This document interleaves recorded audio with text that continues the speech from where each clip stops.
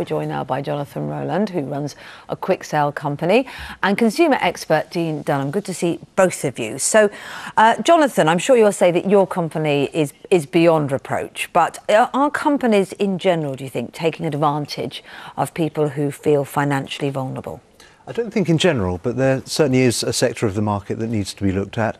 It's, until this OFT report, an almost completely unregulated sector of the market as well. So we welcome the fact that the OFT have looked at this and taking steps to stop that. So you don't do things like reducing offers at the last minute, misleading offers, forcing sellers to sell quick and pressurise them to make quick sales? No, absolutely not. And will you accept, Dean, that some of these companies actually do people a good turn? I mean, they get people out of a mess in many instances. They do, and there's a place in the market for this, no doubt about it. And let's remember, the OFT report has said it's not the majority of the market. But unfortunately, like we always get with these situations where people are in desperate need for something, we've got companies that are not doing it right. What about these contracts? You know, I mean, do you tie people up to contracts for long periods of time? Do you impose heavy penalties if they back out? No, we don't use those at all. They're called option agreements, and actually it's something that you know, I said to the OFT should actually be got rid of if possible at all, and actually the legislation hasn't gone quite that far as far as I understand. But at basic, the principle of your company is, for you, the business benefit is to buy the house as cheaply as possible so that you can then sell it and make a profit. Yes. So there's always going to be, and I'm sure you're very good salespeople, there's always going to be a situation where the person, unlike an estate agent who's trying to get the best for everybody because their percentage is big, where they could be exploited, couldn't they? Particularly if they're not particularly financially clued up.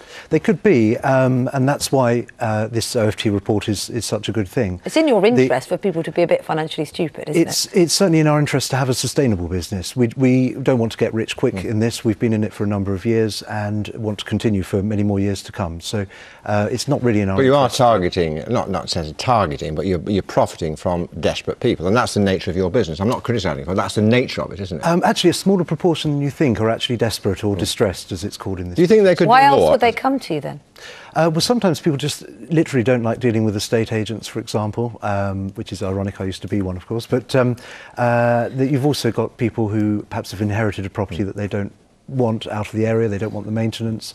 They don't want to have to, you know, pay council tax. Could they be doing more? Could the industry, people like him, be doing more to clean up their act, as it were? I mean, he says his company is beyond reproach, and I have no reason to doubt that. But could the industry, could people like Jonathan be doing more to get rid of the bad boys? Well, and girls. I think definitely. I mean, the industry needs to be regulated. We know there's some really bad practices going on. These option agreements have got to stop. They're an absolute joke. They have to stop.